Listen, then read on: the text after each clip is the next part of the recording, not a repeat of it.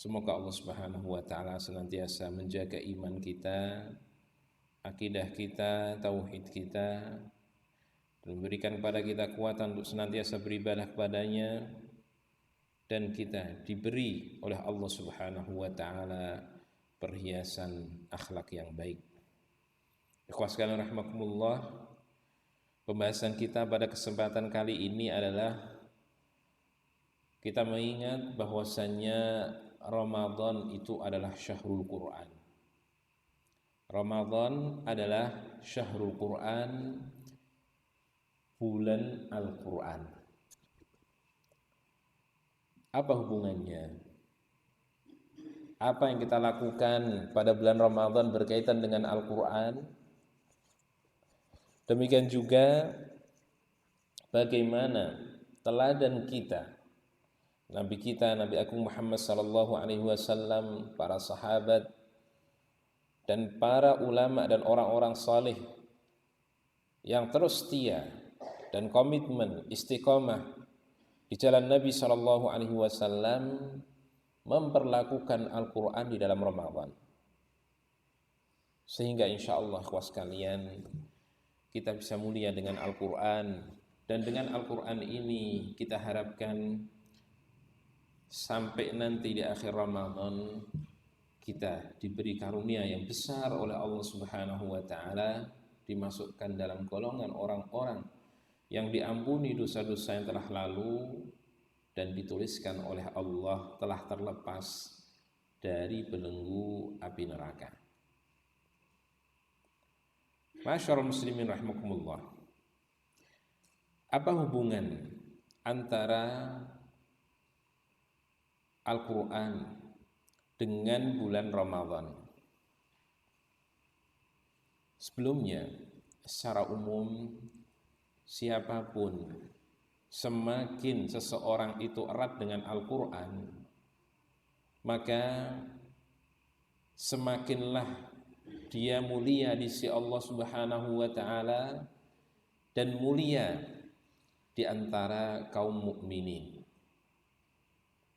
Dan Allah Subhanahu wa taala menjadikan kemuliaan-kemuliaan dengan Al-Quran, baik itu adalah dari kalangan para malaikat, kalangan para nabi dan rasul, kalangan manusia, bahkan beberapa benda. Ma'asyiral muslimin, kita tahu bahwasannya bulan yang paling mulia itu adalah bulan Al-Quran, bulan Ramadan, yang di situ bulan diturunkan Al-Quran. Syahrul Ramadan alladzi unzila fihi Al-Quran. Kemudian malam yang paling mulia itu adalah malam Lailatul Qadar, yang di situ adalah malam diturunkannya Al-Quran, yang Allah nyatakan bahwasanya Lailatul Qadri khairum min alfi syahr. Satu malam, yaitu malam Lailatul Qadar, itu lebih baik, lebih mulia daripada 1000 bulan. Karena apa? Disitulah Allah turunkan Al-Quran. Kemudian Nabi yang paling mulia adalah Nabi kita, Nabi Muhammad sallallahu alaihi wasallam. Kepada beliaulah diturunkan Al-Quran. Malaikat yang paling mulia, malaikat Jibril, karena malaikat Jibril lah juga yang menurunkan Al-Quran dari Allah Subhanahu wa taala kepada Nabi kita, Nabi Muhammad sallallahu alaihi wasallam. Umat ini adalah umat Al-Quran, yang kitab Al-Quran itu adalah kitab yang paling mulia, kitab yang paling sempurna, dan penutup segala syariat sebelum Al-Quran, dan dijamin oleh Allah Subhanahu wa taala akan kemuliaannya, dijamin kemurniannya sampai nanti hari kiamat. Orang yang mahir dalam Al-Quran kedudukannya tinggi. Al-mahiru bil Qur'ani ma'as safaratil kiramil bararah. Orang yang mahir dalam Al-Quran itu bersama para malaikat yang mulia. Kedudukannya bukan pada manusia lagi, tapi sudah disamakan dengan para malaikat yang mulia. Itu apabila seorang mahir dalam Al-Quran. Kemudian orang yang paling mulia, yang paling baik, Nabi nyatakan khairukum man ta'allamal Qur'ana wa 'allamah. Sebagus-bagus kalian itu adalah yang mempelajari Al-Qur'an dan mengajarkannya. Jadi ini dinyatakan orang yang paling bagus yaitu yang mengajarkan Al-Qur'an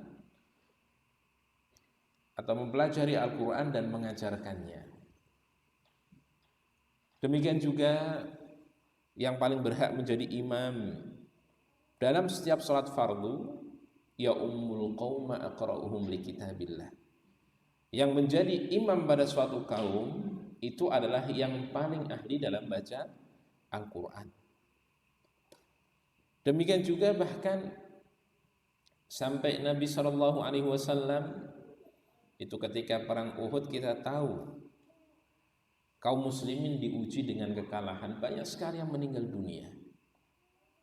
Sampai kadang terpaksa dalam satu liang lahat itu diisi oleh lebih dari satu jenazah. Dari jenazah perang yang gugur dalam perang Uhud, dari para syuhada Uhud. Maka kadang dikubur dalam satu lubang, dalam satu liang itu 2 sahabat. Nabi SAW bertanya dulu, mana yang lebih banyak mengambil Al-Quran? Itu yang diawalkan. Belum lagi orang-orang yang ahlul Quran, ahli dalam baca Al-Quran. Dan ini tingkatan-tingkatannya, ahli dalam membacanya, atau mungkin juga ditambah lagi selain ahli dalam membaca, dia juga ahli dalam hafalan, ahli dalam qiraah, dalam bacaannya, ahli dalam tafsirnya. Itu masing-masing punya tingkatan-tingkatan sendiri.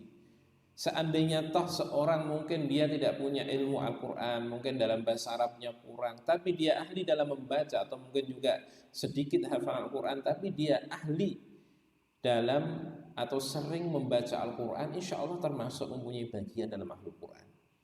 Maka semakin banyak eratnya dengan Al-Quran, dia semakin mulia dengan Al-Quran.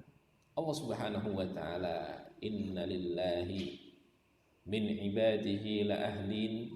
Sesungguhnya Allah Subhanahu wa ta'ala pada hamba-hambanya itu mempunyai orang-orang yang ahli. Ahli ini adalah yang dicintai, yang paling dekat, yang dibela, dilindungi, dan seterusnya.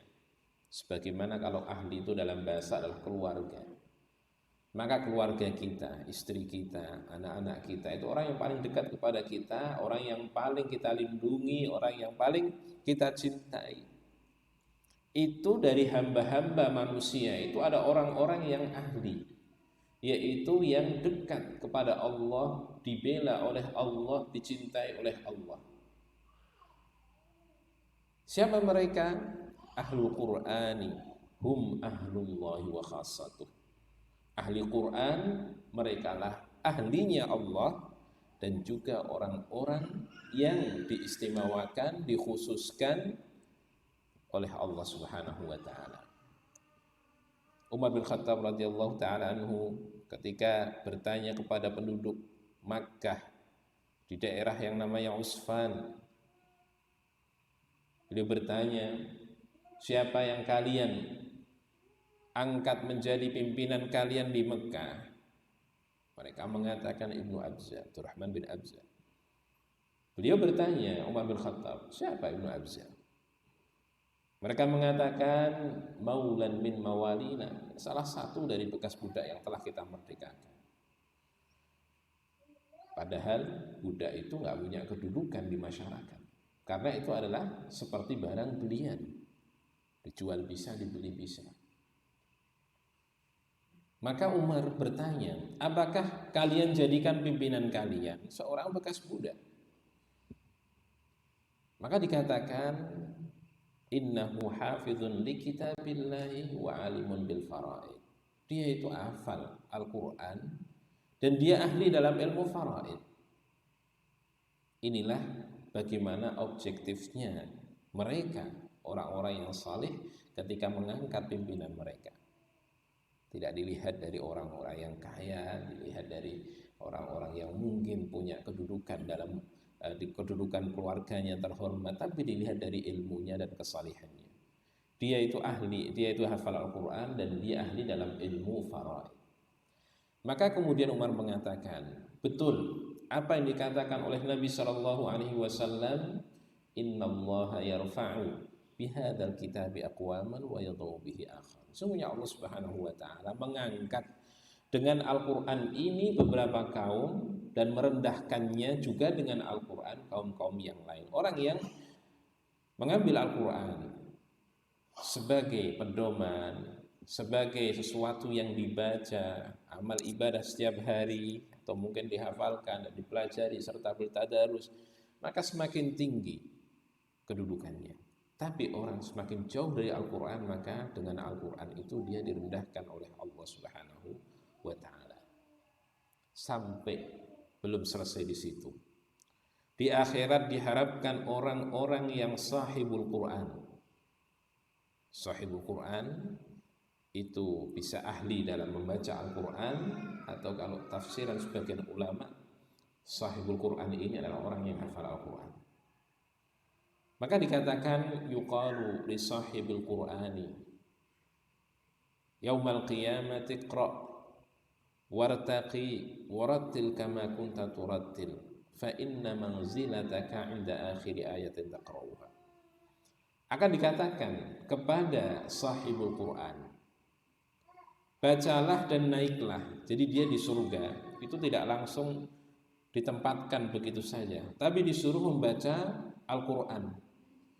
Setiap membaca satu ayat, ya bacalah, naiklah, dan bacalah dengan tartil sebagaimana kamu membaca dengan tartil ketika di dunia. Karena sesungguhnya kedudukanmu itu di surga adalah pada ayat terakhir yang kamu baca. Membaca satu ayat naik, baca satu ayat naik, sampai terakhir dia membaca, disitulah kedudukannya. Maka ini keistimewaan bagi sahibul Quran. Kedudukannya di surga memilih sendiri sesuai dengan bacaan Al-Quran yang dia baca, sebagaimana ketika dia membaca dengan tartil ketika di dunia. Maka inilah kemuliaan Al-Quran dan kemuliaan apapun yang berkaitan dengan Al-Quranul Karim. Dan kemuliaan Al-Quran dibandingkan dengan bacaan manusia atau ucapan manusia, bacaan Al-Quran dibandingkan dengan bacaan manusia itu adalah sebagaimana perbandingan antara Allah dengan makhluknya. Tidak ada bandingan. Ikhwas sekalian rahimakumullah, itu secara umum seperti itu. Apa kaitannya dengan Ramadan? Kita tegaskan kembali bahwasanya Al-Quran itu turun pada bulan Ramadan. Allah nyatakan syahrul Ramadan alladzi unzila fihi al-Quran. Bulan Ramadan yang di situ diturunkan Al-Quran, hudal linnasi wa bayyinatin minal huda wal furqan. Nah, lebih persis lagi, Al-Quran jelas pada bulan Ramadan. Tapi malam yang mana? Itu adalah pada malam Lailatul Qadar. Inna anzalnahu fi Lailatul Qadar. Sesungguhnya kami menurunkan Al-Quran itu pada malam Lailatul Qadar. Maka kemudian kemuliaannya adalah Lailatul Qadri khairum min alfi syahr. Malam kemuliaan itu, malam Lailatul Qadar itu lebih baik daripada 1000 bulan. Jadi itu hubungannya. Mungkin ada yang berpikir, apa yang dimaksud dengan turunnya Al-Quran pada bulan Ramadan? Bukankah Al-Quran turun, berapa ayat turun di suatu hari, diturunkan lagi pada Nabi di hari yang lain, sepanjang tahun, kan bukan Ramadan saja. Apa yang dimaksud dengan Al-Quran turun pada bulan Ramadan? Al-Quran turun pada bulan Ramadan, yaitu pada malam Lailatul Qadar. Itu adalah turunnya Al-Quran secara jumlatan wahidah, secara serta-merta. Seluruh Al-Quran itu dari Lauhul Mahfuz, Al-Lauhul Mahfuz ke Baitul Izzah di langit dunia. Jadi serta-merta seluruh Al-Quran turun. Kemudian Jadi itu pada malam Lailatul Qadar itu. Kemudian setelahnya pada zaman Nabi Shallallahu Alaihi Wasallam Al-Quran itu turun kepada beliau itu sesuai dengan waktu-waktu yang dikehendaki oleh Allah Subhanahu wa taala, ayat-ayatnya kapan turun kepada beliau. Hanya saja bukan yang tepat, yang benar, bukan mengambil malaikat Jibril mengambil dari Baitul Izzah tadi, bukan. Tapi betul-betul setiap kali Allah turunkan Al-Quran, Allah berfirman dengan firman yang didengar oleh malaikat Jibril. Kemudian malaikat Jibril menghafalkannya, hafal, kemudian disampaikan, turun disampaikan kepada Nabi kita Nabi Muhammad Sallallahu Alaihi Wasallam. Jadi tetap Allah berfirman. Kalau anggapan sebagian orang, oh malaikat Jibril mengambil berapa ayat dari Baitul Izzah tadi diturunkan kepada Nabi, ini adalah suatu keyakinan yang tidak benar. Karena tetap Allah Subhanahu wa taala berfirman, dan bisa jadi itu adalah celah bagi sebagian ahlul bid'ah yang mengingkari sifat kalam, yang tidak mau meyakini Allah itu berfirman. Maka inilah termasuk dalam bagian akidah. Yang dimaksud dengan Allah Subhanahu wa taala turunkan Al-Qur'an pada bulan Ramadan itu adalah Allah turunkan Al-Qur'an serta-merta dari Al-Lauhul Mahfuz menuju ke Baitul Izzah, yaitu di langit dunia.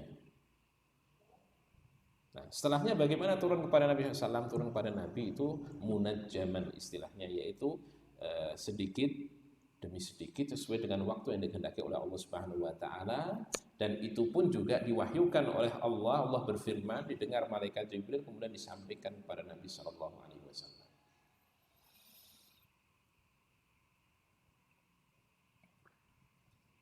Ikhwas sekalian rahimakumullah. Kemudian hubungan yang lain antara bacaan Al-Qur'an dengan puasa itu ada kemiripan dari sisi kemuliaannya dan pahalanya, dan bahwasanya Al-Quran dan puasa itu nanti bisa memberikan syafaat kepada seorang hamba pada hari kiamat. Diriwayatkan dari Abdullah bin Amr radhiyallahu ta'ala anhuma, bahwasanya Rasulullah sallallahu alaihi wasallam bersabda, "As-siyamu wal Qur'anu yashfa'ani lil 'abdi yaumal qiyamah." Sesungguhnya puasa dan bacaan Al-Qur'an, puasa dan Al-Qur'an itu keduanya memberikan syafaat kepada seorang hamba nanti pada hari kiamat.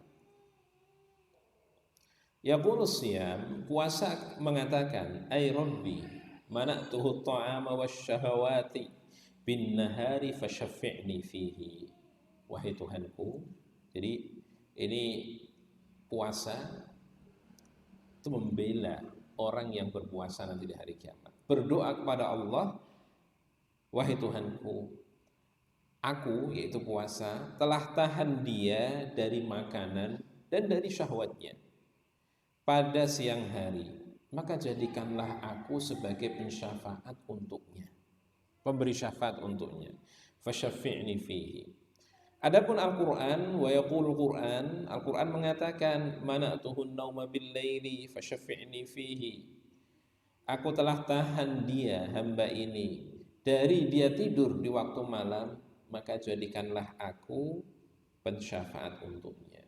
Fayashfa'ani, maka kemudian puasa dan Al-Quran itu memberikan syafaat kepadanya, yaitu apa? Pertolongan. Maka begitu beruntung ketika seorang itu saat dalam persidangan, kemudian ada saksi yang meringankan, yang membela dia, yang membuat dia kemudian terbebas dari segala tuntutan, menampakkan kebaikannya.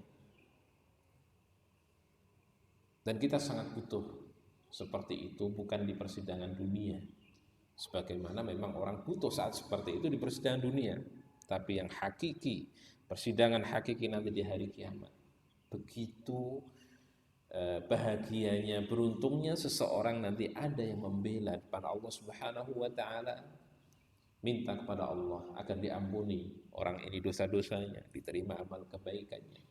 Dan kemudian amal-amal kebaikan itu nampak membela dia di depan Allah Subhanahu wa taala.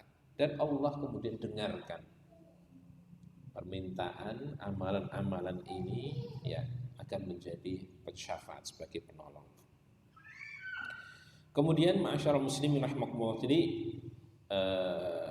puasa dan Al-Qur'an itu nanti keduanya memberikan syafaat kepada hamba yang banyak berpuasa dan banyak baca Al-Qur'an.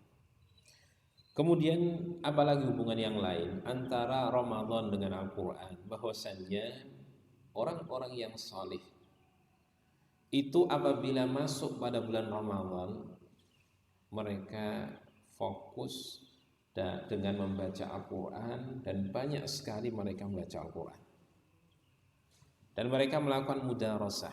Nanti saya sebutkan ada berapa jalur yang bisa kita pilih ketika kita masuk pada bulan Ramadan pada berkaitan dengan Al-Quran ini. Nabi SAW itu sudah menjadi teladan dalam masalah ini. Sebagaimana riwayatkan dari Abu Hurairah radhiyallahu taala anhu. Ada berapa riwayat dari Abu Hurairah, juga dari Ibnu Abbas radhiyallahu taala anhu.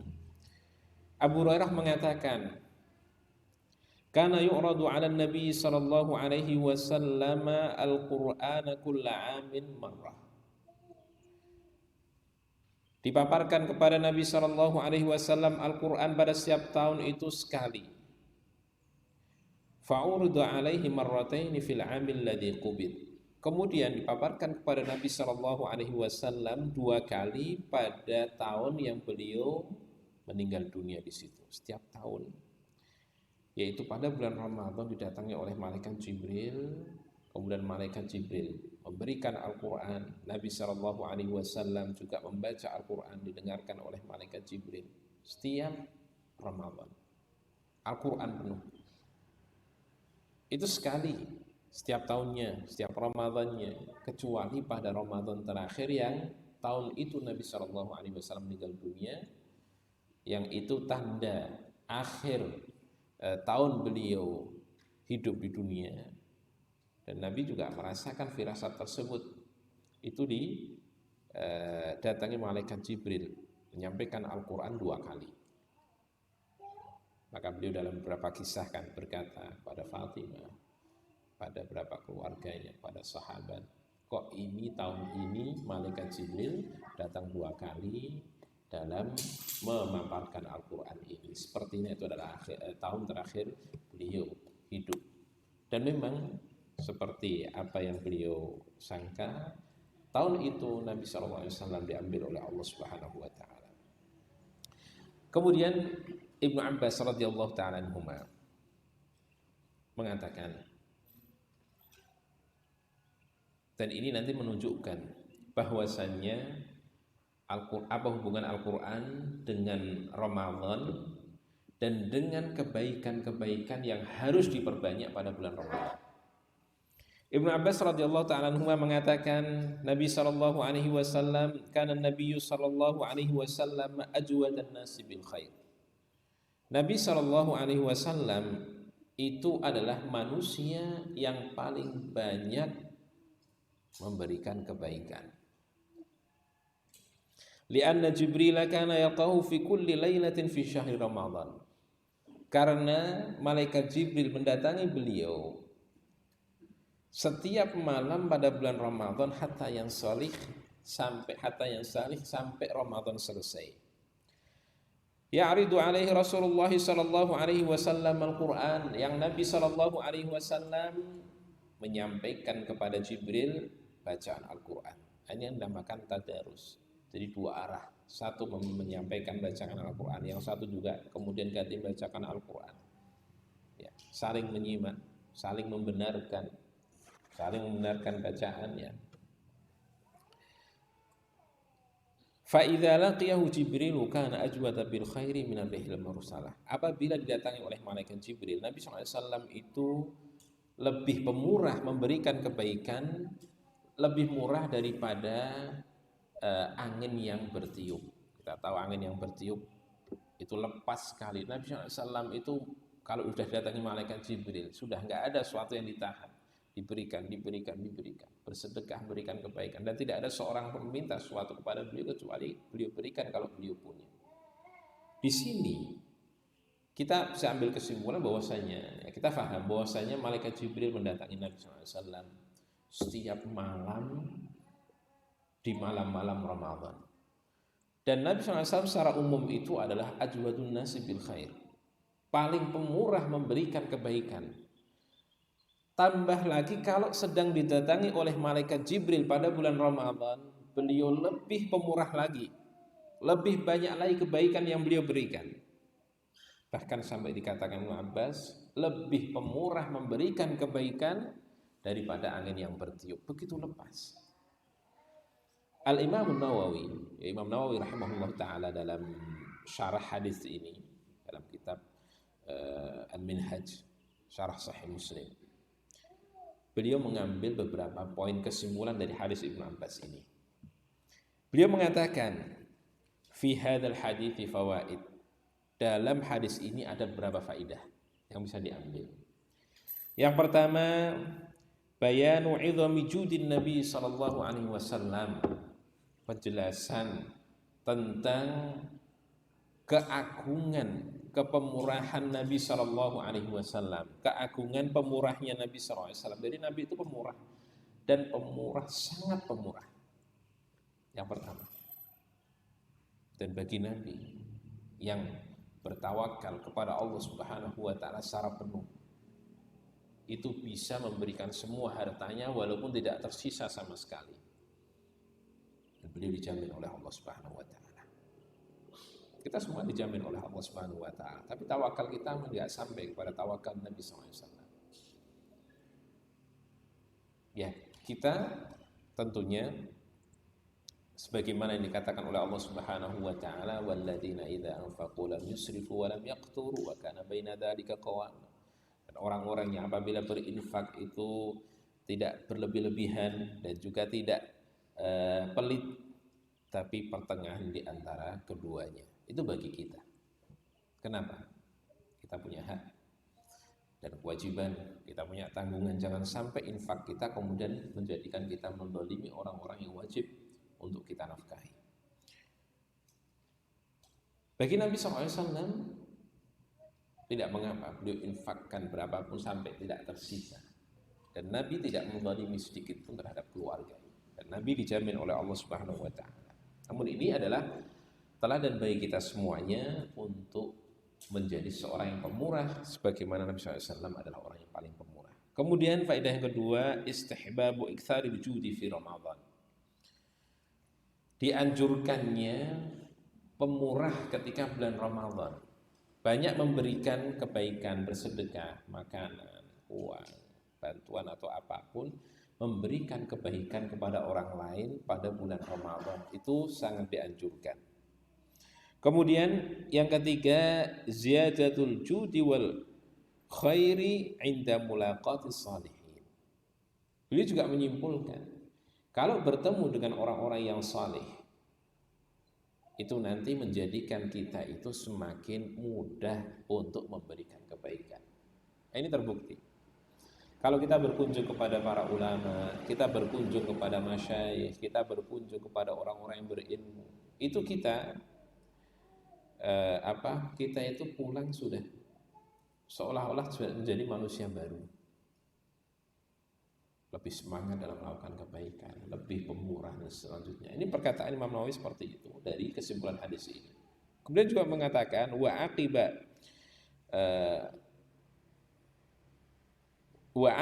firaqihim lita'athuri biliqaihim. Demikian juga memperbanyak kebaikan itu setelah selesai berpisah dengan mereka. Yang ini menunjukkan ta'athur, dia terpengaruh dengan kebaikan orang-orang yang saleh tadi. Nabi SAW bertemu dengan malaikat Jibril, kemudian pemurahnya beliau menjadi bertambah. Demikian juga yang kelima, Imam Nawawi mengatakan dari faedah hadis ini istihbab mudarasatul Quran. Dianjurkannya apa? Mudarasah dalam Al-Qur'an khususnya pada bulan Ramadan. Mudarasah di sini dua pihak, dua arah. Ya, dua orang. Ya, saling mudarasah, bisa dalam membacanya, bisa dalam membahasnya, bisa dalam mendiskusikannya, bisa saling memberikan faedah dari ilmu masing-masing diberikan kepada temannya dan seterusnya. Kemudian Ibnu Hajar Al-Asqalani beliau mengatakan al-hikmatu fihi anna mudarasatul Quran tujaddidu lahu al-ahda bimazidin min ghinan nafsi wal ghina sababul jud.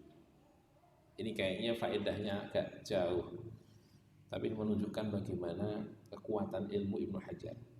Dari hadis ini beliau mengatakan, dari hadis ini bisa diambil hikmah bahwasannya mudarasatul Quran, membaca Al-Quran, mudarasah dalam Al-Quran, membaca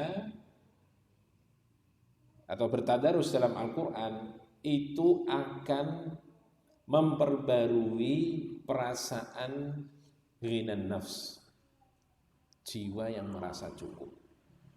Wa ghinan nafsi wal ghina sababul jud, dan perasaan cukup pada diri sendiri itu yang menjadikan seorang pemurah. Jadi seseorang ini dikatakan kalau membaca Al-Quran, apalagi bermudarasah dengan temannya, dengan gurunya, dengan saudaranya atau dengan keluarganya juga bisa, itu akan menjadikan seorang itu menjadi merasa cukup. Kenapa? Dia sudah menikmati dengan Al-Quran, tidak ingin dengan kenikmatan-kenikmatan yang lain. Maka kalau Asy-Syatibi dalam Syatibiyahnya, ya, dalam Hirzul Amal, kan beliau mengatakan wa khairu jalisin la yamallu hadithuhu wa aghna ghana'in wahiban mutafaddilan. Di sini aghna ghana'in, maksudnya baca Al-Qur'an. Kan khairu jalisin, Al-Qur'an itu adalah bacaan Al-Qur'an teman terbaik. La yumallu hadithuhu, yang kalau teman yang baik itu kalau kita berbincang dengannya itu kita enggak bosan. Kita dengan Al-Qur'an enggak akan pernah bosan seharusnya kalau hati kita bersih. Sebagaimana perkataan Utsman bin Affan radhiyallahu ta'ala anhu, dia mengatakan lau tahurat qulubukum lama syabi'tum min kalami rabbikum. Kalau hati kalian bersih, kalian tidak akan merasa kenyang, tidak pernah merasa bosan dari kalam Tuhan kalian. Wa aghna ghana'in, ya, jadi wa aghna ghana'in, dan harta yang paling mencukupi, yang itu pemberian dari Allah Subhanahu wa ta'ala. Maka kita memperbanyak baca Al-Quran, itu kita akan merasa kaya, merasa cukup, tidak butuh lagi kepada makhluk. Dan kalau sudah merasa cukup, merasa kaya, maka kita akan pemurah karena tidak iman lagi, tidak sayang dalam mengeluarkan hartanya di jalan Allah Subhanahu wa ta'ala. Masyaallah muslimin rahimakumullah. Dengan kemuliaan ini, salaf pendahulu kita, ya, Nabi SAW tadi sudah contohkan bagaimana beliau mudarasah Al-Quran dengan malaikat Jibril, diikuti oleh orang-orang mulia dari kalangan para sahabat, kalangan tabi'in, dan orang-orang mulia setelahnya. Kita ambil sebagian, ya. Di antaranya Ibnu Syihab Az-Zuhri, ini imamnya ahli hadis. Beliau mengatakan, beliau itu kalau sudah masuk pada bulan Ramadan, beliau mengatakan innama huwa qiraatul Qur'ani wa it'amut ta'am. Kalau sudah masuk Ramadan, beliau mengatakan Ramadan itu adalah membaca Al-Quran dan memberikan makanan, bersedekah makanan, ya, membaca Al-Quran dan bersedekah makanan.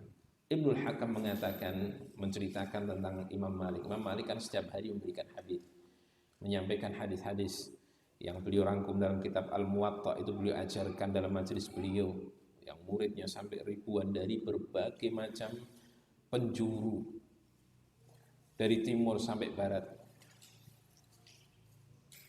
Walaupun begitu, kalau sudah masuk bulan Ramadan, dikatakan Ibnul Hakam salah seorang muridnya, kana Malikun idza dakhala Ramadhana yafirru min qira'atil hadithi wa mujalasati ahli ilm.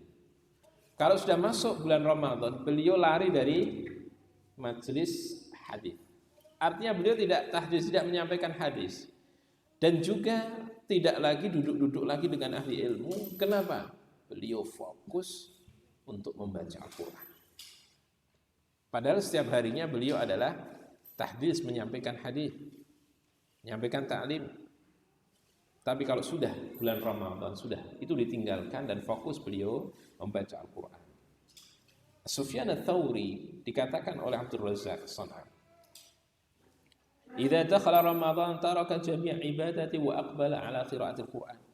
Sufyan ats-Tsauri apabila masuk pada bulan Ramadan, tinggalkan ibadah-ibadah dan beberapa macam ibadah yang biasa dilakukan sebelum Ramadan, dan kemudian beliau menuju kepada membaca Al-Quran. Saya juga ingat salah seorang masyayikh kita, Syekh Abdul Muhsin Al-Abbad, hafizahullah ta'ala. Itu beliau kalau Ramadan diliburkan dulu pas kita masih di Madinah. Kalau Ramadan diliburkan majelis beliau, dan kita lihat di Masjid Nabawi, kita sering ya, beliau duduk di sering soft depan. Di sampingnya salah seorang muridnya, itu syekh itu murojaah hafalan beliau. Karena dulu kalau kita Ramadan itu kita lomba-lomba ini, pengen cepet-cepet untuk dapat soft depan. Itu kadang nunggu sebelum maghrib, itu sudah 1,5 jam sudah soft depan. Zaman dulu belum ramai seperti sekarang. Ramadan itu nggak begitu ramai. Jadi 1,5 jam sebelum azan, 1 jam kadang terakhir. Nah, setelah kurang dari 1 jam udah nggak dapat lagi soft depan. Di situ sudah duduk di situ di soft depan. Agar dapat soft depan di Masjid Nabi. Sering bertemu dengan, di samping kita sudah ada Syekh Abdul Muhsin Al-Abbad, hafizahullah ta'ala. Ada di soft yang di belakangnya. Kalau sudah penuh beliau di belakang. Beliau membaca Al-Quran, mengulang hafalan beliau. Setua itu, sesenior itu masih terus murajaah Al-Quran. Dan ini juga mengikuti bagaimana para salaf ketika masuk dalam bulan Ramadan fokus untuk membaca Al-Quran. Kemudian juga dikatakan oleh Sufyan ats-Tsauri, Zabid al-Yami apabila dia masuk pada bulan Ramadan, beliau kumpulkan mushaf-mushaf yang banyak, kemudian ajak teman-temannya untuk membaca Al-Quran. Kemudian itu berkaitan dengan membaca Al-Quran. Nah, berapa kali kita khatam dalam Al-Quran pada bulan Ramadan ini, khatam Al-Quran pada bulan Ramadan ini? Tentunya ikhwas sekalian, ya kita memperbanyak, semakin banyak bacaan Al-Quran, semakin banyak khatamnya. Nah, perbedaan antara sekedar membaca dan dengan khatam, sekedar membaca itu ya sekedar baca saja, mungkin mengulang-ulang juga itu sudah dikatakan membaca. Tapi kalau khatam itu adalah membaca dengan urut dari awal sampai akhir, dari surat Al-Fatihah sampai surat An-Nas. Dan itu ada targetnya selesai membaca. Nah, kemuliaannya semua bacaan, semua ayat Al-Quran telah dia baca semuanya. Dan dia punya wirid yang ini sebenarnya sunnah Nabi yang banyak ditinggalkan oleh kaum muslimin, yaitu kebiasaan sehari-hari porsi dia membaca Al-Quran. Nah, ikhwan sekalian rahimakumullah, Al-Aswad An-Nakhai, beliau dalam bulan Ramadan itu menghatamkan Al-Quran setiap 2 malam. Berarti 1 hari 15 juz. 2 hari hatam. 2 hari hatam. Kemudian Qatadah, ya Sadusi, apabila masuk pada bulan Ramadan, beliau menghatamkan Al-Quran dari awal sampai akhir setiap 3 hari. Kemudian juga kalau dia masuk, Qatadah ini kalau malah masuk 10 hari terakhir, beliau hatamkan Al-Quran setiap malam. Setiap malam, ikhwas sekalian. Kira-kira kapan tidurnya? Mereka menggunakan waktu-waktu mereka untuk beribadah pada Allah Subhanahu wa taala pada bulan Ramadan ini sebaik-baiknya. Itu kalau dikatakan oleh Allah ayyaman ma'dudat. Hanya beberapa hari saja. yang nanti selesai Ramadan itu. Selelah-lelah seorang pada bulan Ramadan nanti juga akan selesai. Kemudian juga Ar-Rabi' bin Sulaiman, itu muridnya Imam Syafi'i, menceritakan tentang Syafi'i, Imam Syafi'i Muhammad Idris Asy-Syafi'i rahimahullah taala, kana Syafi'i yakhtimu fi syahr Ramadan 60 khatmah. Imam Syafi'i pada bulan Ramadan itu menghatamkan 60 kali hatam. Berarti sehari hatam 2 kali. Setengah hari hatam sekali. Jadi 60 kali dalam Ramadan. Dan juga para ulama-ulama yang lain yang tidak perlu saya sebutkan di sini, intinya itu sudah mewakili bahwasanya bagaimana mereka sangat bersungguh-sungguh dalam menghatamkan Al-Quran. Kita mungkin tidak sampai, tidak mampu mungkin dalam sehari hatam sekali, 2 hari hatam sekali. Tapi pada zaman ini pernah saya temui, bukan sekali saja, hampir setiap Ramadan semenjak saya kecil sampai beliau meninggal dunia, kalau Ramadan menghatamkan setiap 3 hari itu hatam, 3 hari hatam. Jadi kalau Ramadan itu 10 kali hatam.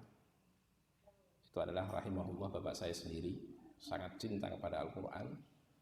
Kalau Ramadan itu setiap 3 hari mesti hatam, setiap 3 hari mesti hatam. Ya kita mungkin jarang yang seperti itu. Dan ini yang termasuk hal-hal yang ya seorang itu biasanya orang yang baik itu kelihatan kebaikannya biasa mungkin ketika hidup, tapi ketika meninggal dunia ditampakkan oleh Allah kebaikan-kebaikan banyak yang tersembunyi. Ya, termasuk Pak rahimahullah, saya rahimahullah meninggal ya qadarullah terkena Covid pada tahun yang lalu. Itu kelihatan sekali kebaikan-kebaikan yang dulu tidak kita ketahui muncul, kelihatan dari orang-orang yang bersaksikan, aku dibantu ini banyak sekali. Di antara yang saya lihat dari saya kecil, dulu saya ingat kalau sudah hatam Al-Quran itu kita dikumpulkan oleh ibu, ini bapak hatam Al-Quran, nanti membaca doa kita mengamini. Kalau Ramadan setiap 3 hari beliau hatam. Dan ternyata bisa pada zaman sekarang. Padahal beliau sama, Ramadan itu bukan, kalau kita mungkin lebih mudah kehidupannya karena kita mungkin ada yang libur atau bekerja itu dalam kerjanya di kantor dalam rumah. Bapak seorang petani. Ramadan pun juga ke sawah. Tapi Masya Allah masih menyempatkan membaca Al-Quran sampai seperti itu. Kalau di luar Ramadan beliau alhamdulillah setiap kali 7 hari, ya, setiap minggu itu selalu hatam sekali. Dan kalau sudah bangun jam 2 itu sampai subuh nggak tidur beliau. Kalau Ramadan setiap 3 hari beliau hatam dan Masya Allah rutin bisa istiqomah. Semoga Allah Subhanahu Wa Taala menerima beliau dengan baik. Kita mungkin tidak bisa seperti itu, tapi paling tidak seandainya kita hatam sekali sudah bagus sekali. Hatam 2 kali lebih bagus lagi insya Allah, apalagi sampai 3 kali. Cobalah kita buat suatu plan gitu ya. Planning lah buat kita. Ya paling nggak sekali lah. Dan sangat tidak pantas kalau kita ini setahun penuh nggak pernah hatam. Alangkah bagusnya seandainya dalam Ramadan 1 bulan ini kita punya target. Ya paling nggak sekali kita hatam, kita buat jadwal. Jadwal ini penting, kita meremehkan jadwal yang akhirnya nggak sesuai dengan target. Kita jadwal lah, sehari dilihat, hari ini saya berapa juz? 1 juz, target saya adalah hatam sekali, 1 juz, bisa, ini masih sesuai dengan rencana. Besok lagi 1 juz sesuai dengan rencana. Kalau suatu hari kok belum ada 1 juz dibaca, saya jangan tidur sebelum selesai bacaan 1 juz hari saya. Sehingga 1 bulan itu hatam sekali. Itu sudah sangat bagus ikhwas sekalian, karena ternyata sedikit orang yang hatam Al-Quran pada bulan Ramadan itu. Sedikit sekali. Syukur kalau kita sampai 2 kali hatam, 3 kali hatam. Dan pada zaman sekarang ini ikhwas sekalian, seolah-olah kita ini sudah nggak punya hujah lagi depan Allah. Kalau zaman dulu orang itu hidup susah, bekerja berat. Sekarang ini kita kerja di bawah AC, kadang kerja online, kadang kerja di dalam rumah, kerja di kantor yang enak, mudah. Jualan pun saat jualan ya gampang gitu. Kalau dulu kan berat. Kita hujahnya apalagi kalau kemudian tidak memperbanyak membaca Al-Quran. Bahkan sebagian orang itu bisa ambil cuti 1 Ramadan penuh. Tapi kok enggak ya hatam juga Al-Quran, enggak hatam. Ini sangat-sangat disayangkan. Zaman kita enggak punya alasan lagi untuk tidak hatam pada bulan Ramadan. Dan masing-masing tentunya mempunyai kemampuan sendiri-sendiri, kesempatan sendiri-sendiri, kekuatan sendiri-sendiri. Kita berusaha. Ya, kita berusaha sebaik mungkin mengikuti teladan-teladan Nabi SAW, para sahabat dan juga orang-orang saleh yang tadi saya sebutkan. Ikhwas sekalian rahimakumullah. Ibnu Mas'ud radhiyallahu taala anhu, beliau mengatakan suatu perkataan yang masyhur. Beliau mengatakan, "Yambagi li hamil Qur'ani ay yu'rafa bilailihi idzin nasu naimun wa binaharihi idzan nasu muftirun wa bihuznihi idzan nasu yafrahun wa bibukaihi idzin nasu yadhakun wa bisamtihi idzan nasu yakhudun." Sepantasnya hamil Quran, pengemban Al-Quran itu diketahui, yaitu membedakan diri. Pada waktu malam diketahui dia berbeda dengan kebanyakan manusia, tatkala kebanyakan manusia itu tidur. Hamil Quran kok tidur full semalam suntuk nggak baca Al-Quran, nggak qiyamul lail. Dan juga pada siang harinya itu berbeda dengan manusia saat manusia dia berbuka puasa. Manusia enggak puasa, hamil Quran berpuasa. Dengan puasa-puasa sunnah, termasuk juga puasa wajib Ramadan. Dan juga pada kesedihan dia, tatkala orang-orang bergembira dan membanggakan diri. Artinya dia berpikir dengan kesedihan dia, dengan dosa-dosa dia, dengan keadaan zaman yang semakin rusak. Orang-orang tidak memperdulikan, orang-orang hanya ikut dengan tren saja dan terbawa, subhanallah. Kalau kita zaman sekarang ini orang-orang begitu mudah terbawa dalam hal-hal yang sebenarnya tidak pantas. Sampai sekarang orang-orang berjilbab, bahkan sebagian berjilbab besar. Bahkan ada yang bercadar.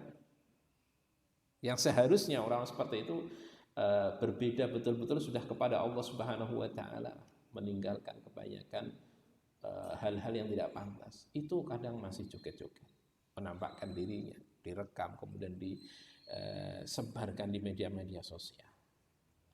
Bagaimana seperti itu ikhwas sekalian? Seharusnya dia bersedih dengan keadaan zaman yang semakin rusak, bukan kemudian terbawa. Hamil Quran, pengemban Al-Quran, dia kelihatan bersedihnya tatkala orang-orang bersenang-senang membanggakan diri. Dan juga diketahui bukaihi idzin nasu yadhakun. Dan juga diketahui dia itu menangis, padahal kebanyakan manusia banyak tertawa. Kapan mata kita meneteskan air mata? Terakhir kapan? Ketika kita bermunajat kepada Allah Subhanahu wa taala. Kita bisa lihat diri kita masing-masing. Seharusnya kalau kita itu hati kita bersih, kita mudah meneteskan air mata saat membaca Al-Qur'an atau mendengarkan Al-Qur'an. Dan aslinya ikhwas sekalian, bacaan Al-Qur'an merdu atau tidak merdu, kalau kita faham maknanya itu akan bekas dalam hati kita. Walaupun tentunya semakin merdu kita semakin mudah untuk meresapi Al-Qur'an. Seharusnya kita meneteskan air mata. Dan berapa ayat Allah Subhanahu wa taala memuji orang-orang ahli ilmu yang apabila dibacakan Al-Qur'an itu mereka meneteskan air mata. Dan hati yang keras itu ditandai dengan sedikitnya air mata yang menetes. Dan itu juga disebutkan dalam Syatibiyah yang tadi saya sebutkan, dalam muqaddimahnya sangat bagus sekali. Yang beliau mengatakan mata ini sudah seperti langit yang kemarau, yang sudah lama tidak menurunkan hujan, yang lama mata kita tidak pernah mencurahkan air mata. Maka pengemban Al-Quran harusnya diketahui dia menangis tatkala kebanyakan manusia itu tertawa. Dan di antara salah satu dari golongan dari 7 golongan yang nanti mendapatkan naungan dari Allah Subhanahu wa taala adalah wa rajulun dzakarallaha khaliyan fa fadat ainahu. Ada seorang yang dia berzikir kepada Allah sendirian kemudian meneteskan air mata. Wa bisamtihi idzan nasu yakhudun, dan diamnya dia tatkala orang-orang memperolok. Ketika orang-orang banyak melakukan, mengucapkan hal-hal tidak bermanfaat, ya kita ketahui berbeda hamilul Quran, bawa Al-Quran ini dengan bagaimana diamnya dia, bagaimana wibawanya dia. Tidak ikut urakan, tidak ikut tertawa lepas, tidak ikut berbicara dengan keras, dan juga mengucapkan, ikut berbicara hal-hal yang tidak pantas. Maka hamilul Quran, pengemban Al-Quran ini berbeda dengan yang lain. Kemudian juga alangkah bagusnya kita ini kalau bisa, nanti saya sebutkan beberapa jalur yang bisa kita pilih. Kalau bisa adalah kita juga merenungi Al-Quran mana seandainya dimudahkan oleh Allah. Bacalah makna dari Al-Quran. Tidak semuanya, kita mungkin malasnya itu membuat kita nggak pernah kemudian membaca terjemahnya atau mempelajari tafsirnya. Kita berpikir harusnya semua Al-Quran satu gelondong, 30 juz itu kita pelajari semua. Tidak, ikhwas sekalian, semampu kita. Memang idealnya semua kita pelajari seharusnya, tapi kemampuan kita beda-beda. Seandainya kita pelajari surat Al-Fatihah itu sudah sangat bagus sekali. Tambah surat-surat yang pendek, ada surat An-Nas, kandungannya apa? Ya, Al-Fatihah itu sendiri sudah semua ajaran Islam ada di situ. Kemudian An-Nas, Al-Falaq, Al-Ikhlas. Al-Ikhlas yang sangat mungkin hanya sekian ayat, tapi sangat dalam makna yang berkaitan dengan tauhid dan kebesaran Allah Subhanahu wa taala. Atau suatu saat kita ambil ayat-ayat tertentu, kita ambil di situ. Ya. Kita pelajari, itu sudah sangat bagus. Kalau diriwayatkan dari Abu Sulaiman Ad-Darani, beliau berdiri membaca satu ayat dalam Al-Quran itu sampai diulang 4 malam membaca ayat yang sama, karena beliau masih tadabbur dengan ayat tersebut. Dilihat membaca, mendapatkan faedah. Baca lagi, dapat faedah baru lagi. Baca lagi, dapat faedah baru yang lain. Sampai diulang sampai 4 malam. Kemudian juga kadang sebagian salaf itu mengulang bacaan surat yang sama beberapa kali demi untuk mentadaburi isinya. Dalam kitab At-Tibyan, ya, itu kitabnya Imam Nawawi, At-Tibyan fi Adabi Hamal Al-Quran, diriwayatkan dari Al-Hasan bin Ali rahimahullah atau radhiyallahu ta'ala anhu. Dia mengatakan, inna man kana qablakum ra'ul qur'ana rasaila min rabbihim fakanu yatadabbarunaha bil laili wa yatafaqqadunaha fin nahar. Orang-orang sebelum kita, yaitu para sahabat Nabi maksudnya, itu mereka memandang Al-Quran itu seperti potongan-potongan pesan yang terus diberikan kepada mereka. Maka pesan-pesan itu mereka tadabbur di waktu malam dan mereka cari-cari di waktu siang. Jadi kalau Rosail Risalah, kalau sekarang ini kita punya pesan-pesan yang masuk dalam HP kita, itu malam kita baca, siang kita cari, nunggu-nunggu. Itu mereka sebelum kita, para sahabat, para tabi'in, itu melihat Al-Quran seperti pesan-pesan tadi. Kalau malam pesan datang, dibaca, ditadaburi, direnungi. Siang hari dicari-cari, ditunggu-tunggu. Karena siang kebanyakan adalah bekerja mencari nafkah. Maka tidak sebanyak kesempatan membaca ketika di malam hari. Dicari-cari dan juga untuk diterapkan. Abdullah bin Umar pernah mempelajari surat Al-Baqarah saja itu sampai 5 tahun. Abdullah bin Umar 5 tahun. Orang sudah bertemu dengan Nabi langsung dan mendapatkan tazkiyah dari Nabi, pensucian dari Nabi, dipuji oleh Nabi SAW. Abdullah bin Umar. Bapaknya adalah manusia terbaik setelah Abu Bakar. Mempelajari surat Al-Baqarah sampai 5 tahun. Nah kita kapan?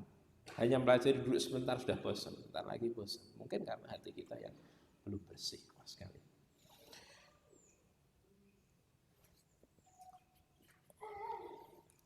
Kemudian yang terakhir adalah berkaitan dengan menghafal Al-Quran, menghafal Al-Quran. Kalau bisa kita itu mempunyai hafalan Al-Quran. Ada surat-surat pendek, ada surat-surat di juz amma. Kalau bisa kita hafalkan alangkah bagusnya.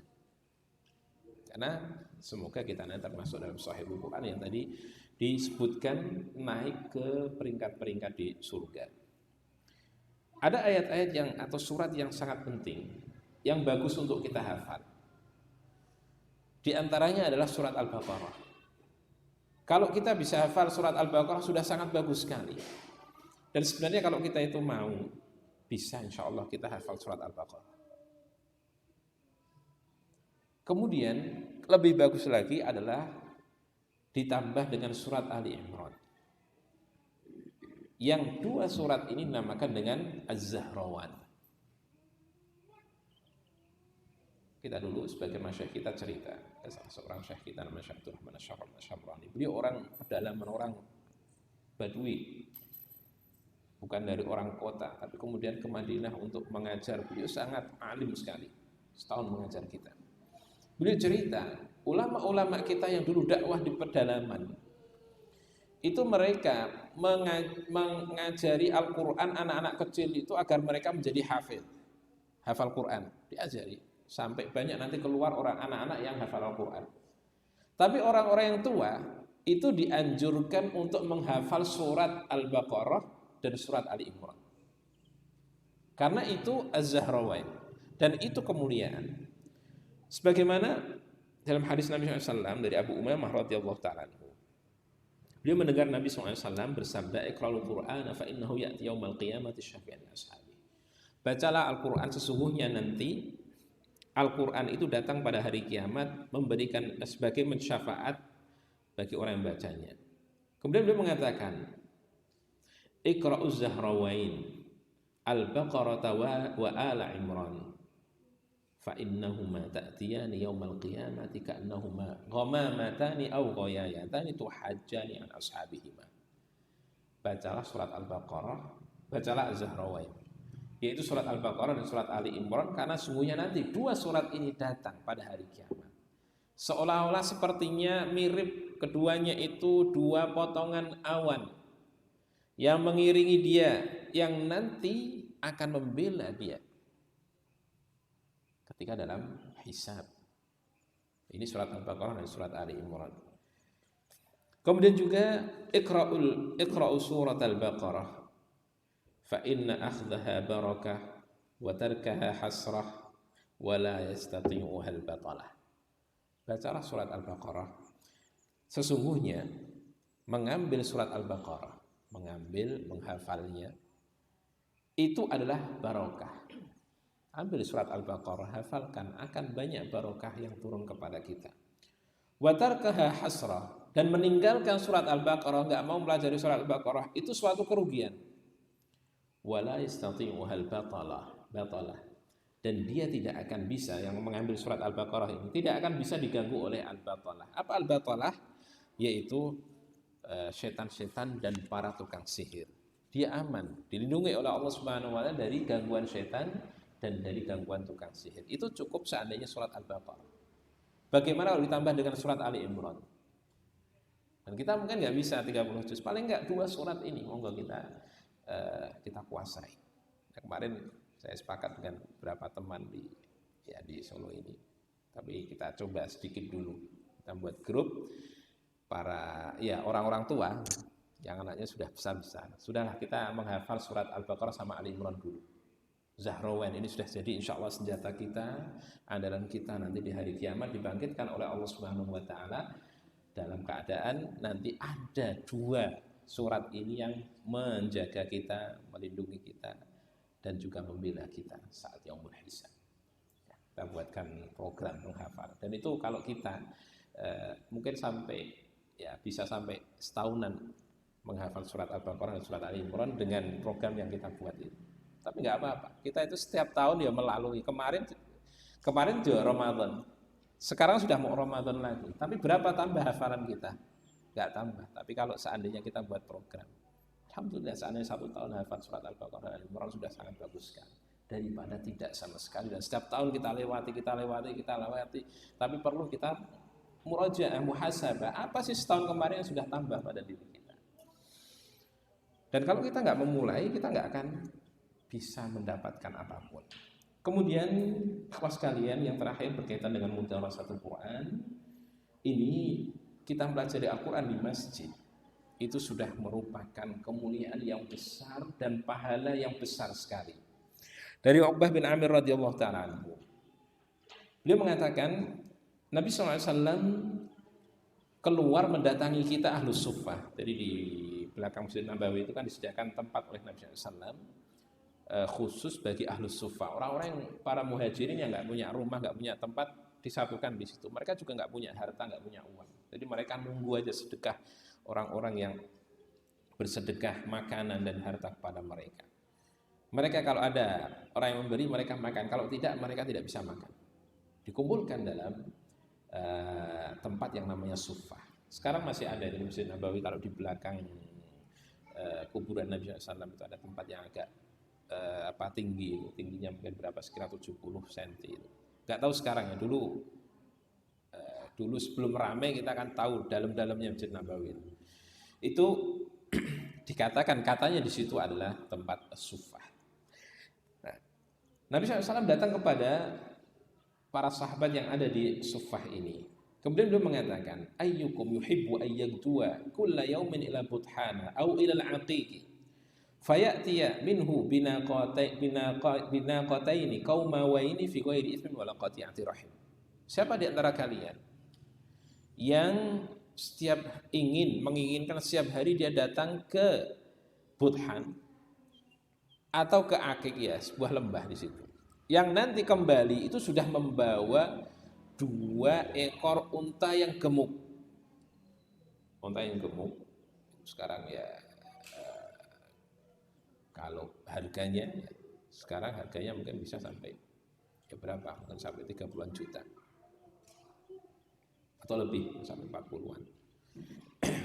Itu cukup datang ke Budhan atau datang ke Aqiq, balik sudah bawa dua unta yang gemuk. Saya pernah ya, pengalaman saya waktu saya masuk ke suatu toko. Penjaga toko ini pemiliknya orang Arab. Di belakang dia di tembok itu ada foto unta, untanya besar, gede. Saya nanya, kenapa ini foto unta kayak gitu dipasang? Orang udah agak tua. Dia bilang, kamu nggak tahu unta ini? Saya nggak tahu. Ini untanya itu harganya 15 juta real katanya. Jadi hampir 50 miliar loh. Seekor unta, saya bilang, cuma unta harganya segitu. Iya. Karena di sana itu ada lomba, namanya lomba Mazayinul Ibil. Jadi lomba bagus-bagusan unta. Kalau kita ngelihat ya unta ya kayak gitu sama aja. Bagi mereka, unta itu ada spesifikasi tertentu yang indah menurut mereka. Unggulan. Bahkan keturunannya silsilahnya aja dihafal. Asli Arab atau bukan, campuran atau bukan, nanti bibirnya seperti ini, kakinya seperti ini. Mereka punya spesifikasi sendiri. Itu yang menang. Ditawar, dia bilang, ini unta ini ditawar 15 juta katanya, tidak dikasihkan. 15 juta real. Ya, jadi 1 juta real itu adalah 3,5 M.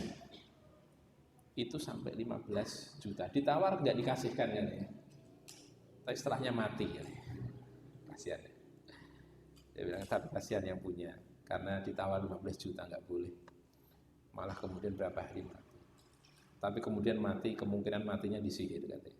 Karena banyak orang yang iri, wallahu a'lam. Tapi intinya kayak gitu ikhwas sekalian. Unta itu sangat berharga pada orang Arab.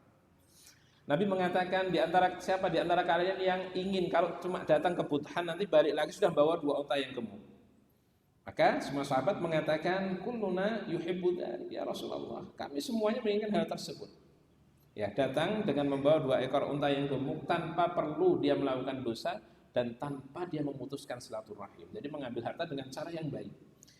Wahai Rasulullah, kami menginginkan hal tersebut. Beliau mengatakan, kenapa kalian, salah seorang di antara kalian, tidak datang ke masjid, kemudian mempelajari atau membaca 2 ayat dari kitab Allah, mempelajari, mengajarkan atau membaca dari 2 ayat saja dari kitab Allah di masjid, ya, itu lebih baik daripada mendapatkan 2 ekor unta yang gemuk. Dan mempelajari 3 ayat lebih baik daripada tadi datang ke Butan membawa 3 ekor unta yang gemuk. 4 ayat juga sama mendapatkan 4 unta yang gemuk. Dan sedemikian yang sama jumlah bilangan ayat yang dipelajari, diajarkan atau dibaca. Sesuai dengan bilangan sesuai dengan bilangan ayat ini mendapatkan seperti mendapatkan unta yang gemuk sesuai bilangan ayat tersebut. Jadi mempelajari Al-Quran, membaca dan mengajarkan di dalam masjid, itu adalah kemuliaan yang sangat besar. Saya sampaikan, kita sekarang ada 3 pilihan, 3 jalur. Ya, mana dipilih? Yang insya Allah semuanya bagus. Jalur yang pertama adalah memperbanyak bacaan Al-Quran dan memperbanyak khatam Al-Quran. Ini mungkin bagi kita yang paling mudah. Kenapa? Cukup baca aja. Tapi perbanyak bacaannya, perbanyak khatamnya, khusus pada bulan Ramadan ini nanti. Bagus kalau kita punya target. Saya punya target khatam 3 kali, berarti sehari sekian yang harus saya baca. Itu yang pertama dan ini paling mudah, karena cukup membaca saja. Ini sudah bagus. Atau pilihan jalur yang kedua adalah at-ta'ammul wa tadabbur, yaitu kita ta'ammul, tadabbur Al-Quran. Mungkin bacaan kita ya mungkin paling enggak 1 juz sehari umpamanya, yang 30 juz nanti bisa selesai. Masih ada waktu dipakai untuk tadabbur Al-Quran. Baca itu. Seandainya antum satu surat pilih, saya ingin membaca tafsirnya surat An-Nur umpamanya. Atau ada buku khusus itu, saya tidak tahu kayaknya sudah diterjemahkan dalam bahasa Indonesia, tafsir surat Al-Kahfi. Kita setiap Jumat baca surat Al-Kahfi, tapi kandungannya apa mungkin belum banyak yang kita ketahui. Khusus Ramadan coba selesaikan tafsir surat Al-Kahfi. Jadi yang jalur yang kedua, jalur ta'ammul dan tadabbur. Kalau kita mungkin baca nggak kuat lama, ya udah sekuatnya berapa. Tapi lebih kuat tadabbur, pakai yang jalur yang kedua ini. Insya Allah selesai Ramadan sudah dapat 1 surat, 2 surat. Di situ kita sudah paham fikihnya, paham kisah-kisahnya, paham akidahnya, ajaran yang terkandung di situ sudah bagus sekali. Nanti Ramadan berikutnya sudah surat yang lain. Kemudian jalur yang ketiga adalah masarul hifdzi wal murajaah, jalur menghafal dan murajaah. Tadi cobalah saya Ramadan ini dapat surat yang baru yang saya hafal. Atau bagi para penghafal Al-Quran dapat berapa juz, atau mungkin yang alhamdulillah 30 juz. Waktu paling bagus untuk murojaah ini bulan Ramadan ini. Ya, bulan Ramadan. Dan ini Masya Allah kalau bisa murojaahnya itu sambil salat malam. Itu sangat indah sekali, sangat nikmat sekali. Dan nanti akan menancap dengan kuat. Dan memang membaca Al-Quran dalam sholat, ya apalagi kalau imam ya itu lebih. Jadi dalam sholat sendiri saja itu kadang kita bisa melihat hafalan kita kuat atau enggak itu dibaca dalam sholat. Kalau kita bisa merojaah tapi duduk atau membaca hafalan kita tapi sambil duduk biasa saja santai, belum tentu membaca saat di dalam sholat itu bisa. Kita bisa membuktikan kuatnya hafalan kita baca saat sholat sendiri. Kita baca sholat malam itu boleh dikeraskan. Aduh, saya sering murojaah ketika di Saudi ya. Di kamar saya kunci pintu lampu matikan, baca dengan keras sambil sholat untuk menguatkan, memutkinkan hafalan. Karena nanti kalau dibaca dalam sholat kok belum lancar berarti belum mutkin hafalan. Nah, terlebih lagi ini saya nasihatkan, kalau seseorang punya murojaah Al-Quran, punya murojaah hafalan, kalau dia ada kesempatan untuk menjadi imam, terima itu. Karena menjadi imam itu hafalannya harus mungkin betul. Kalau ya mungkin hafalan biasa kadang masih terlupakan. Karena menjadi imam itu keadaannya lain, ya. Dan tidak semua orang bisa jadi imam. Antum tahu Syekh Sa'ad Al-Ghamidi, korek senior. Itu beliau cerita, dia mewawancara beliau. Beliau itu dulu penyanyi ya, ahli suka, tapi nyanyi nasyid itu, nyanyi lagu-lagu rohani gitu. Tapi itu tidak bagus juga itu karena bertentangan dengan Al-Quran. Begitu beliau mengenal Al-Quran, sudah merasakan Al-Quran lebih lezat daripada membaca atau melakukan nasyid-nasyid, beliau tinggalkan nasyid. Ada berapa rekaman saya punya dulu itu dikasih kaset lama itu, ada sebuah tasjilat dia tutup gudang atau cuci gudang, saya dapat ada berapa kaset tuh nasyid-nasyid yang kok penyanyinya itu Syekh Sa'ad Al-Ghamidi, namanya Sa'ad Al-Ghamidi. Saya dengarkan ini soal beliau. Ternyata beliau dulu adalah penyanyi nasyid dan bertaubat. Begitu kenal Al-Quran. Bacaannya sangat enak sekali kan ya. Kita bahkan sebelum mengenal korek-korek yang baru ini, kita dulu sudah dengar bacaannya Syekh Sa'ad Al-Ghamidi. Dan banyak sekali ya, mungkin rekaman-rekaman Syekh Sa'ad Al-Ghamidi. Itu beliau di Qasim dulu. Pertama kali kan ada masyayikh yang dengar suaranya bagus sekali, suruh jadi imam. Kata beliau, saya dengar keselimut dari beliau di televisi. Beliau mengatakan, pertama kali saya menjadi imam, bacaan saya nggak keluar, gemetar bukan main. Itu menjadi imam seperti itu. Jadi syekh yang sampai sesenior itu pun pernah merasakan grogi, merasakan hilang hafalan ketika punya imam. Saya juga punya teman, dia sangat bagus dulu sekelas dengan saya, sangat bagus hafalan Al-Qurannya. Beliau menghafal Al-Quran di Pakistan. Paling bagus bacaannya kalau kita di kelas. Itu beliau diminta untuk mengimami salah satu masjid di Madinah, masjid kampung gitu. Beliau mengatakan, cerita ke saya sendiri, saya itu sudah murojaah dan mengimami tarawih ya. Saya sudah merojaah berkali-kali, sampai satu juz saya ulang itu 2 kali, agar saya imam itu nggak keliru. Saya masih keliru juga katanya. Apalagi di Arab, imam makmumnya orang-orang Arab, sebagian juga para hafidz Quran. Kan dia bacaannya bagus, jadikan imam. Nah, ini termasuk kesempatan bagi kita untuk memungkinkan hafalan Al-Quran. Kalau siapa di antara kita menjadi kesempatan untuk jadikan imam, ya pakai. Walaupun tidak takalluf, karena kita tidak boleh istilahnya memaksakan diri. Ya. Sebagian orang itu belum ada kesempatan, tiba-tiba nyelonong saja masuk jadi imam. Nggak mau diimamin orang lain, itu nggak bagus. Ya. Kalau ada kesempatan, pakai.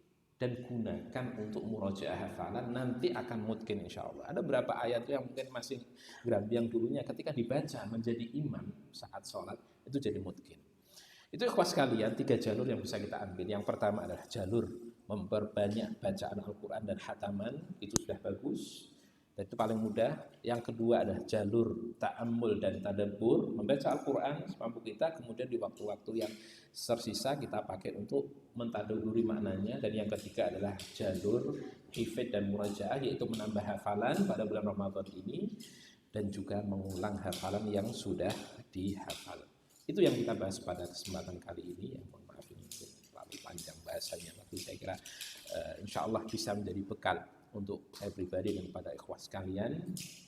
Masuk bulan Ramadan ini nanti kita perbanyak baca Al-Quran, mentadaburinya, murajaah hafalan kita, syukur juga bisa menambah hafalan baru yang insya Allah dengan ini kita bisa mulia dengan Al-Quran, beruntung dengan bulan Ramadan, dan di akhir Ramadan kita termasuk orang-orang yang diampuni dosa kita yang telah lalu dan dimerdekakan oleh Allah Subhanahu wa taala dari belenggu api neraka.